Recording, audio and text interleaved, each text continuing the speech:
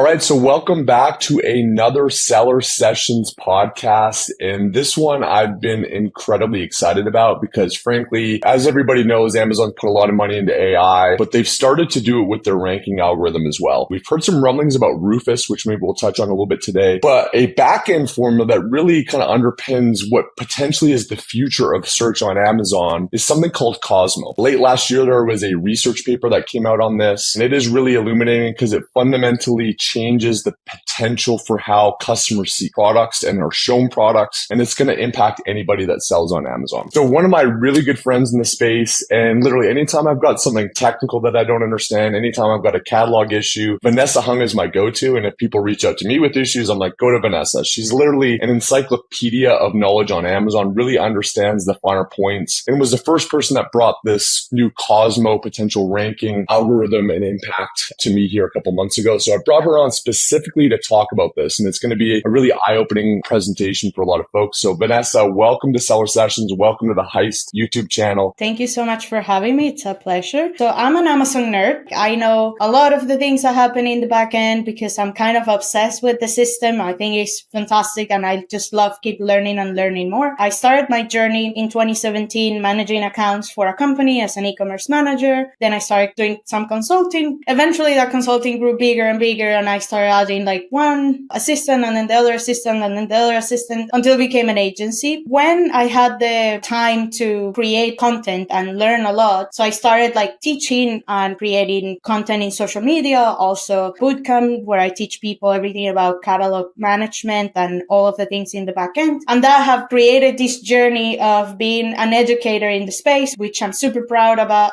of a lot of the things that are happening right now to the listings. And actually, when I started talking about Cosmo, we didn't have like a tangible thing that was happening. Especially when Rufus came up, it was like, okay, something came up, but we don't really see it. Right now, we have proof that that's coming. It's kind of mind-blowing for a lot of people. I think it will change the game as we know it right now for ranking, launching new products, and indexing and winning the game. It's going to be super useful. Yeah, and I think it's one of those things that at first glance, when change happens on Amazon, it's a little bit scary because it's like you're comfortable with how you've done things, but it's better to be scared and at least understand what's happening so you can actually adjust and change and be on top of it because it's going to happen anyway. So let's maybe start out with, I guess maybe the old way, or what for a lot of sellers is the current way that they think about optimizing their listings, kind of how that looks today, or at least certainly the most recent past, the last couple of years. We don't sell products on Amazon. We sell keywords. This is a saying in the industry because Amazon ultimately is the biggest product search engine in the world, and you are bidding or fighting for keywords. You need to optimize your listing, your copy, titles, bullet points, everything based on that keyword that you want to rank for. That's how you sell to the system, because that's the other thing that we really need to understand. Our first real customer is actually the Amazon's algorithm. We need to sell to the algorithm so the algorithm can go out and push us to the customers that are looking for something that looks like our product or works like our product. Then we talk about also the backend attributes. It's not only the things that you put in the front end for the customer to see, but also the search terms and the little things that you can put on a flat file, for example, in the backend that make you rank. So if you go to the generic keywords or search terms or however it's called in your category, you will input there your most important keywords and the system will say like, okay, this is what the seller wants to rank for and that's what they're gonna prioritize. Images, we were optimizing the images for conversion, obviously, because we want to attract customers and we want to convert them. So those are the three things in the old catalog formula of selling keywords. We need keyword enhanced copy, then backend attributes, and then optimize images for conversion. That's fantastic. And that's the way that we used to build it. And it took us to this point, to 2024, where everything will change for us in the backend. And the reason why it's changing is because of Cosmo. Cosmo is a large-scale e-commerce common sense knowledge that generates the knowledge that the system needs to have in order to understand products better in a way that it's not only about your keyword, it's also about the context. So, you know, you probably have used ChatGPT, and some of the listeners listeners have used any kind of AI, Gemini, Claude, you know that you don't really need to explain every single detail for the AI to tell you what you're talking about or to know specifically what you're asking for. The same way that those are built, Amazon is building one called Cosmo for the backend of the catalog. And the objective of Cosmo is to know what the product is about based on the information that we obviously input in the listing, but not only on the copy level, on the image, but also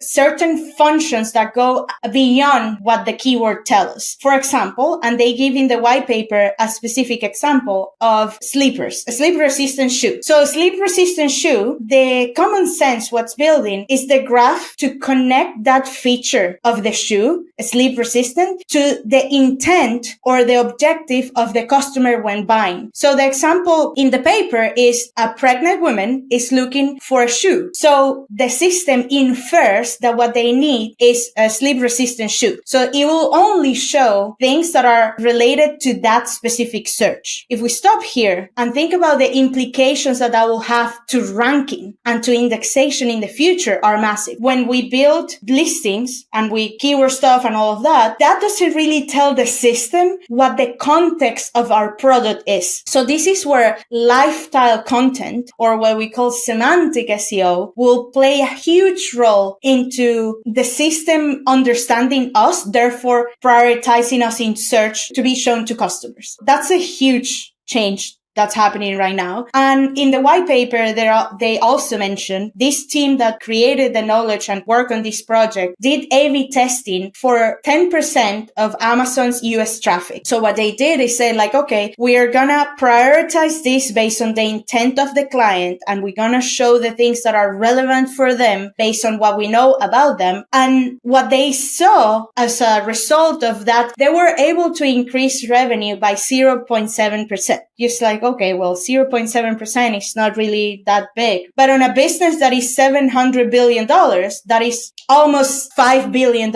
increased revenue, just by changing the way the algorithm interacts with the information and how they show the information to the customer. That statement will completely change what we know about ranking, launches, indexation. But on top of that, Cosmo is using the customer interaction to learn about them. So it's not only about our products, it's also about the customer and the customer intent and the demographic and the insights and what they want and what they don't like based on all of the data they have about customers. They are able to predict what we are more likely to purchase based on our behavior, our insights and our intent, and also what the catalog has to offer. Let's put an example. Let's say we're going to a trip to Florida. When Adam searches in his Amazon, he will say like best things for a beach trip. He does that and the results will be very different from what I will see if I input the exact same query. Why? Because we have different behaviors, we have different past history, we have different intent, and probably we have different price ranges. That is the future of e-commerce. It's highly personalized, highly targeted, and the thing for us that will change is that we're gonna need to understand the most important thing in the future of e-commerce will be the audience. So you need to understand the audience really well when you build listings. So in the future, you don't sell keywords, you sell to audiences. That's the shift that we need to start implementing and understanding, because the way we need to build the content as far as copy and especially images, and we're gonna see that in a minute, it's the bigger change and the bigger context that we need to give to a system so it can prioritize us. Super fascinating. And to your point, it sounds like those incremental gains aren't a big deal, but for companies like Amazon, it's a massive deal. And I think it's in these little incremental shifts and gains that we're really going to start to see wildly different experiences as consumers on Amazon and as sellers on Amazon. And it's no secret. I think it was probably 2 or 3 years ago, I actually, the state of California enables you to do a data request to see what companies house on you. I did one for my own selling account.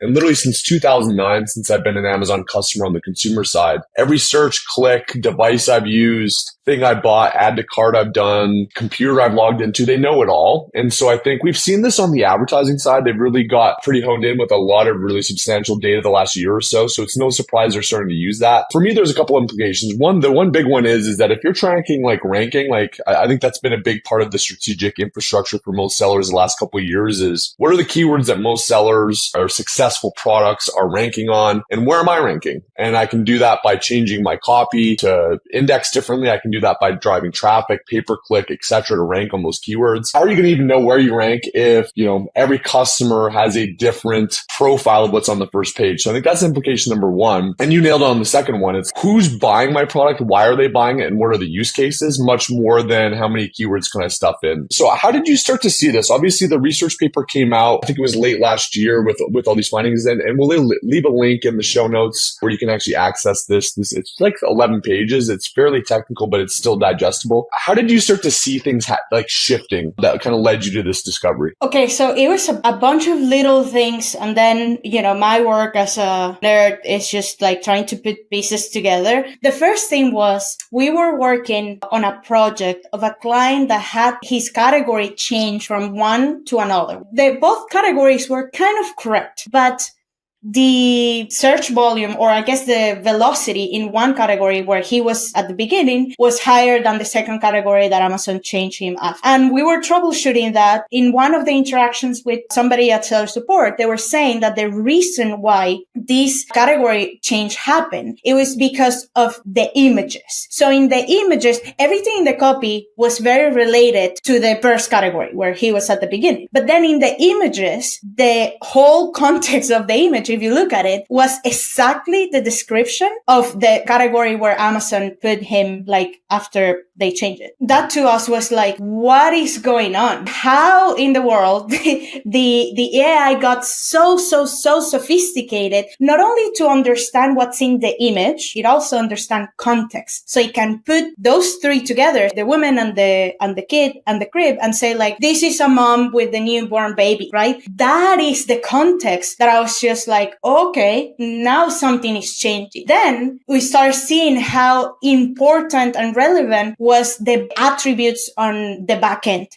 And why? In the moment where the team tested Cosmo, they didn't test Cosmo as, let's say, what I'm talking about of okay, let's put a query and the results are completely different for everybody. That's not what they did. What they did was to add 2 rows at the top of a search. So every time you do a search, now you see 2 rows that are filters. So filters to the search. And the filters were likely to be shown to what exactly they were looking for. So in the paper, they explain how somebody's looking for a mattress and the options were a regular mattress or a camping mattress. But the thing is that for the camping mattress, it was a specific set of filters. That's where Cosmo started interacting with those filters of okay, let me see what the customer really wants based on this. And now I will show exactly what they want to see. Not really what they want to see, what they are more likely to purchase based on that query. So that was really the test. Adding those pieces together and then, interacting with the catalog so often, that made me realize that this is where the world is heading. Also, at some point, I think it was the beginning of this year, they did a huge e-commerce or digital marketing conference in Dubai, where one member of the Amazon team was talking about the future of e-commerce. And he talked about this. He talked about highly personalized, targeted data, and you will interact with almost like a bot, your personal shopper, which then launched in January with the news of Rufus. So Rufus is the front end AI for customers. Rufus is like ChatGPT. It will be the personal assistant, personal shopper of people that are on Amazon, where you will say hey, Rufus, I have a party next Friday. Show me some dresses. And based on what Rufus understand about my persona, what I like, what I purchased in the past, the type of things that I see on the internet, the knowledge goes beyond what we behave or what we do on Amazon. It goes so much deeper. And then Rufus will tell me that. Those were the pieces where I was okay, this is where we're going. Also, now in the search in Walmart.com, you're able to say something I'm having a party for a Super Bowl. What should I buy? And it tells you cups and plates and chips and guacamole. And so when I saw that, I'm if Walmart is working on this, Amazon has to be way ahead, even if it's not public. And this is one thing that I think Amazon is gonna be very smart. By the way, we're talking about Cosmo today. This is gonna take a while to completely unfold, because what the premise of this change is stating is that the way the customer interacts with the platform will be completely different. People, I think the majority, the regular Joe, is not really interacting with GPT or a bunch of AIs. So people are not still completely used to prompting, and prompts will be very important for the customer to see specifically what they want. And as we know, when probably you know this, Adam, when you go to GPT, sometimes you put like a super weak prompt and the result is very bad, versus giving the AI like a super strong prompt and then the results are incredible. In the same way, Amazon is trying to make this super user friendly, so those type of mistakes don't happen. And I know that there is a counter argument in the industry where they say like, oh, keywords are not going anywhere. Keywords are still important. And of course they are. Ultimately, we communicate through keywords. It's not that your whole listing will disappear and now you're going to have only some woo copy or whatever. They are important, but it's not going to be the way that we're going to rank. And I want to show you here the A9, which is the old formula while we talk about selling keywords, had a specific function to rank product. And that is a product is equal to the function is a. So for example, if I have a microphone,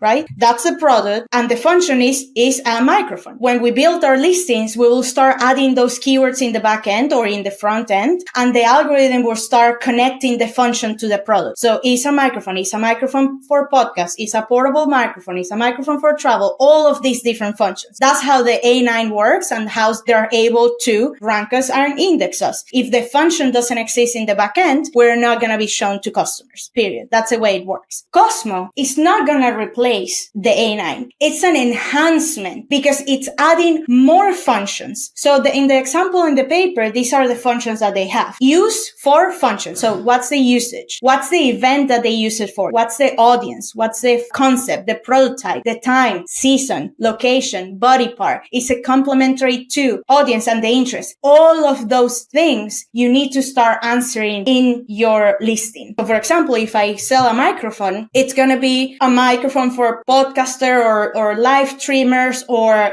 conferences or different things. And based on those functions, the algorithm will start ranking us on those specific audience, because somebody that is doing professional podcasting will probably need a different microphone for the person that is just in their house, on Zoom calls every day. Way different. So that's what Cosmo is asking us to do right now. Inputting that information so it understands the context in a better way. Laying onto that a little bit more. So in today's world where A9 specific was very much about having very specific single match keywords as much as possible, layering in the back end, again, optimizing to convert customers with images. The future then in your view is obviously keywords are part of that, but Amazon's going to be able to decipher how your product is used and which audience to present it to beyond just the single match keyword stuffing that you lay out. If I'm an Amazon seller, I'm like, hey, I understand this is coming. Amazon's got a crap load of data on their consumers and they want to personalize those experiences. They want to enhance AI with a more connecting the dots algorithm in addition to just keywords and backend stuff. Like, what do I do if I'm an Amazon seller if I look at the next 6 months? Okay, so the first thing is understanding your audience. And I think this is a huge step that most people miss when they are doing product development or brand building on Amazon. They just go to the data of like software that says like, oh no, a bunch of people are looking for this product for this keyword and this is the volume and this is how much money you're gonna make, which is totally fine. And I think that we should still go for the data and launch products that are useful and people are looking for on Amazon. But the thing is that they skip the part of who's really my ideal audience? Who's really my target? Do I understand their wants, their needs, their intentions, their behavior, especially their behavior? So in the world of AI, I think a lot of things could be optimized and automated with AI. So my best advice is the first thing, if you want to understand your audience, go to GPT or whatever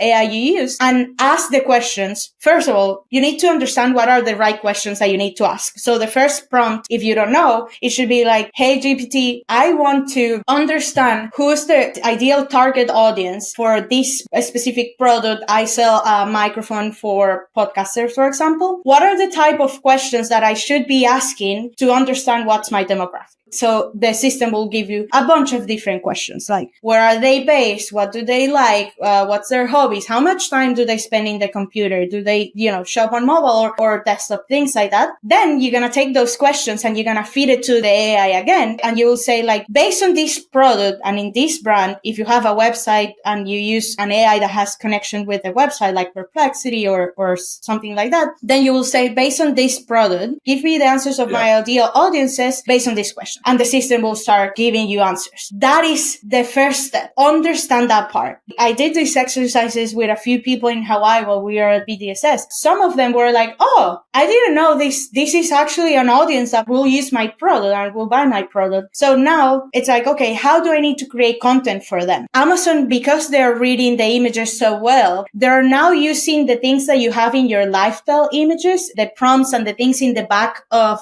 an image, to connect it with things that are related or complementary to your product. So when you understand that, you know that the weight that your images have in this whole context building is massive. So let's say that you have in your ideal client is a podcast. One thing that you are gonna do is change the image on your listing to prioritize that experience of a podcast. So you might put like a person in a room with lights and a computer and doing podcasts, and then you will lay out some infographics, best quality sound, perfect, I don't know, for video or whatever the features are. That's the way you're gonna do it, because that's how you're gonna feed the system to say, like, this is the context, this is my demographic. And at this moment, because we're not fully transitioning to the Cosmo world and the AI, you probably won't see a huge increase in sales just because you added a podcaster in your lifestyle image. So that's one thing that's important, like putting the right expectations. This is something that you have to do to feed the system with information, but it's not something that overnight it will increase sales, but it will help you, and it's very important. Then the second thing, that now that you understand your audience, it's filling out the information in the backend. So when you go to the functions of Cosmo, so a function used for location, audience, complementary, body part, event, those type of things, you connect them in the backend with what you see on your flat file. So when you download a flat file, I'm not gonna get super technical with this, but if you want more information on flat files, you can follow me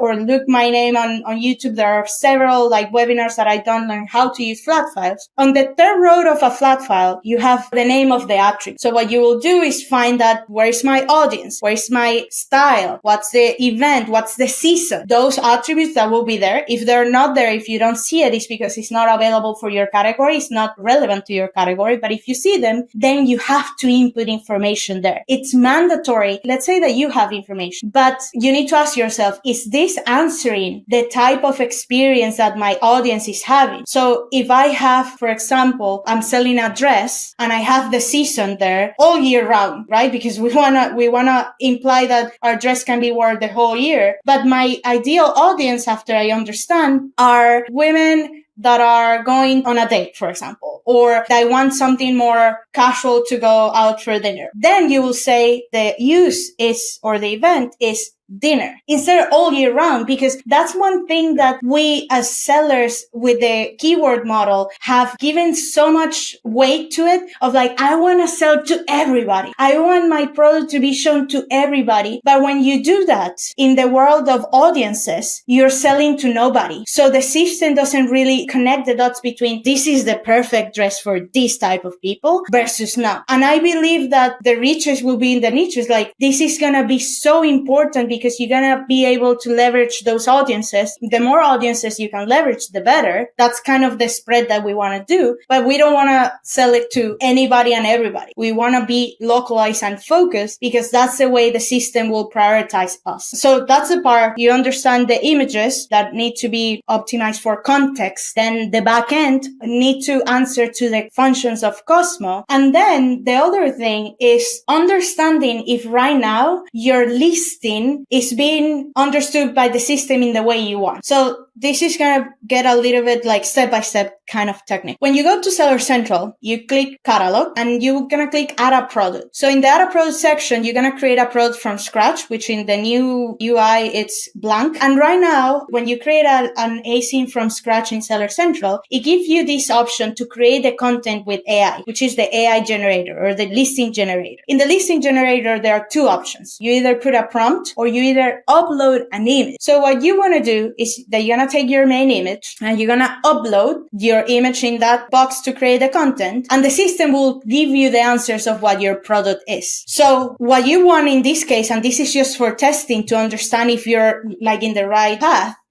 is we need to know if the answers that the system is giving us at that point is related to what our product really is. And you will be surprised also how much discrepancies there are with some things that are sometimes very hidden for us. So I did a bunch of testing with a few products, and sometimes the system tells me that the product has slightly different features than what they really have. And this is going to be critical, guys, for the future of the index section and showing to customers. If the system thinks that you're something that you're not, we're going to be in deep trouble. And this is where the complexity is getting so high, because in the past, the A9 is just like, okay, I don't want that keyword, I remove that keyword. Or I want that keyword, I'm going to add that keyword. In the world of AI, the context is not that we're going to be able to go to the backend and tell Cosmo, hey, Cosmo, by the way, I'm also going to be targeting this. No, it's all of the pieces, your images, your copy, the reviews, which also are going to play a huge role in this, and the information that's in the website or in the web about your product. So this is where you really need to get it straight, and get it straight now, because Cosmo is not completely rolled out to all of the traffic in the US or, well,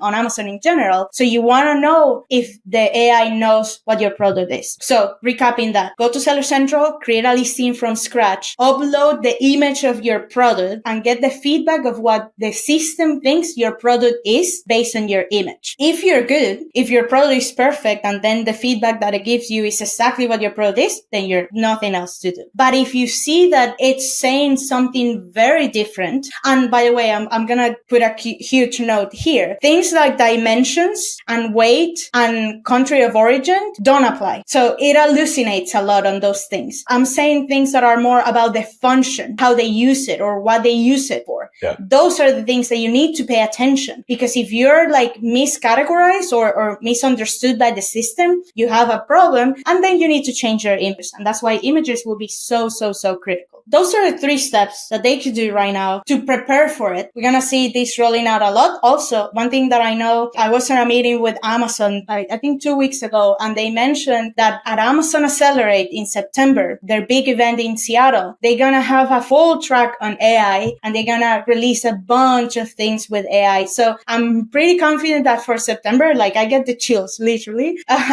For September, we're going to see some cool stuff and more official rollouts on how that's going to impact. Just for you to test. This is another thing. It's probably not a huge change because you cannot do anything about it. But now, if you go to your mobile experience on Amazon, you go to your listing, at the bottom, when you have the Q&A section, you know that we don't see Q&As anymore, but we see the search bar to ask a question. Right now, if you ask a question on your Amazon, the AI will answer to you on real time. This is Rufus, but that's not on the search bar. It's on your listing already. So when you ask a question on your pro detail page, it gives you answers based on, again, your content, your reviews, and the information that it has on the web and previous Q&As. It's already there, guys. So go ahead and test it. Because it's like an open LLM, like a large language model, it also answers things that are not necessarily related to your product. So, take that in consideration, that if you're looking for answers, ask the questions. So remember what I said about what are the questions that my audience is asking? Start asking those questions into the LLM, because one other thing that we need to understand is the objective of AI at this moment. What they're looking for is training. And the way the AI trains is with interaction. The more you interact with, the smarter it gets, more common sense knowledge it gets. Asking questions, it's super useful. On your own list, what are the things that, you want to see? And honestly, I don't know right now if the system gives you an answer that is not really relevant or is not correct. I don't know know if changing your content will automatically change the AI. So I don't know how often it trains on the data. This is something that I'm testing, and I will be testing in the next couple of weeks. But yeah, it's going to be super interesting what the world of Amazon ranking and everything it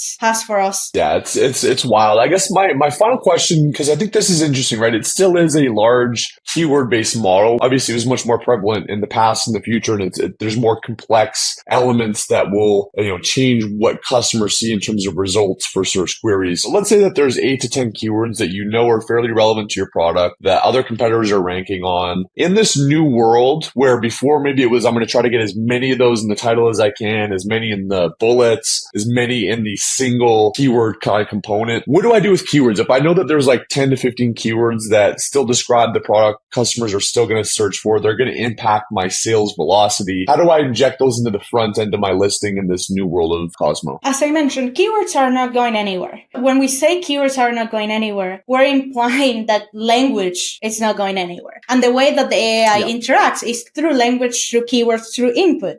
So that is not going away. Counter argument that I got when I started talking about Cosmo was like, no, you're crazy. Amazon will never get rid of, keywords. It's just like, of course not, because that's the way that we communicate. So if it's important for you, and again, because we are in a transition phase, Cosmo is still not completely rolled out, those things that are important should be there. But more than just adding the keyword, Adam, it's just adding the keyword in a way that it gives context. Right? Okay. So for, as an example, let's say that my keyword is wedding guest dress. Right? That's my keyword. You're going to put that keyword on your bullet points or maybe on your title, which, by the way, I'll say something about titles. I don't know how official this is, but one time we were troubleshooting something and a higher level support person told us that the system was automatically changing titles to a shorter version of the title. Right now, what they're optimizing for is kind of like minimalistic titles. I don't know how much the title, but let's say that it's a wedding guest dress. You're going to say that. You're going to say the keyword, but you're also going to give context. This is the perfect wedding guest dress for a wedding in, the mountains or in the city or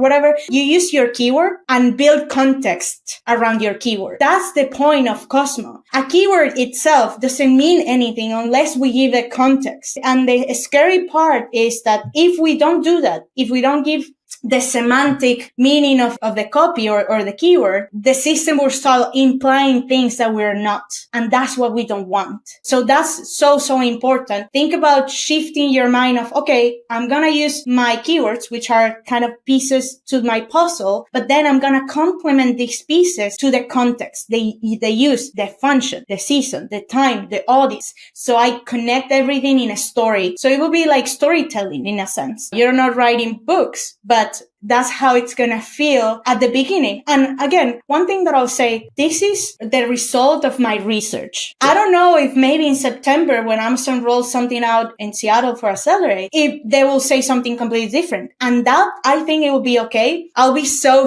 happy if it's actually correct, my assumptions. But let's say they say something different. Well, it's part of the game. So we pick up our stuff and then we start running with the new information we have. At this moment, my theory is just theory, right? It's a hypothesis. I'm seeing how things change. Amazon is changing it. The AI is implying some things that the product is not, or changing categories when they're not. I think this is pretty true to what's going to happen, but let's see. I mean, that's the other part. I don't think we should wait. And that's one huge thing. If when AI roll out to the whole world, and how those models train every time, and every so often they train more. Imagine that tomorrow Cosmo start being a true thing for 100% of the traffic. The people that didn't do the work, we're gonna be left behind until the model learns again. And that doesn't happen every day. That's why I'm saying this is very, very important for us to get onto it and start working. And at the end of the day, none of the things that I'm talking about will really impact you in a bad way with the model that we have, because you still have the keywords, but now you're making it better. Yeah, I think that's kind of the conclusion of what I saw with all of this white paper and the different movements that were happening in the platform. And it's just an AI party, and you should get to the party as early as possible. possible. Yeah, 100% agree. I think you brought up a good point. Like, there's been a lot of people that have cracked the Amazon algorithm and all this stuff. The reality is, I don't think anybody knows, even within Amazon, truly what the algorithm is, but there's breadcrumbs. We've got breadcrumbs in terms of this scientific white paper, which is very, very revealing. You've got experiential stuff, and you've obviously been in the trenches a lot with catalog work and had a lot of clients. And then it's just testing and seeing what happens. And things will always be dynamic and roll and change. But I think that the thesis rings true. I think this is where Amazon is going. It's a fascinating topic. It's a very consequential topic for sellers. And Vannesa, you illuminated it super well. You're one of the kindest people in the space, smartest. Really appreciate you coming on to both Seller Sessions and the Heist YouTube channel here to share what you found. If somebody is like, you know what, this is kind of making my head hurt, can I get, Vannesa, just to look at my catalog and attributes and figure this out? How does somebody work with you? Because there's something that I can't crack. I always send people your way. You've helped me in my businesses as well. If somebody wants to work with you on the back end piece or any other the technical components of Amazon, how do they reach out to you? Sure. We now have kind of a service called Amazon Intelligence, which we look at the catalog, we see the empty spaces, the empty attributes, and start implementing answers based on their functions. If you want to talk about that, you can shoot an email to Vannesa at onlinesellersolutions.com. Also, if you want to learn more about Cosmo, I'm going to put out a lot of content. Make sure to follow me on LinkedIn. That's my favorite social media at the moment. Put content every single day. And been teaching a lot about it. I also have some other webinars coming up that will go deep into the nitty gritty, like algorithm changes and explaining way more the Cosmo paper. So follow me on social, that's for sure. That by itself will give you some answers. But if you want us to take a look at your catalog, go to the email or the website, onlinesellersolutions.com. Yeah, I'll see you around. Thank you so much for the invite. Awesome. Well, thanks again for coming on, and we'll maybe follow up after the Accelerate event in September and see how many more shifts have happened before the end of the year. But Vannesa, it's a pleasure having you on. You're such a gem to the Amazon community. You've been a gem to me in my business. So hopefully everybody got some value out of this. It's going to be fascinating to see where the puck goes. Hit subscribe and or follow and subscribe to the podcast if you haven't already. Thanks for joining us as usual. We will see you again next week. Cheers.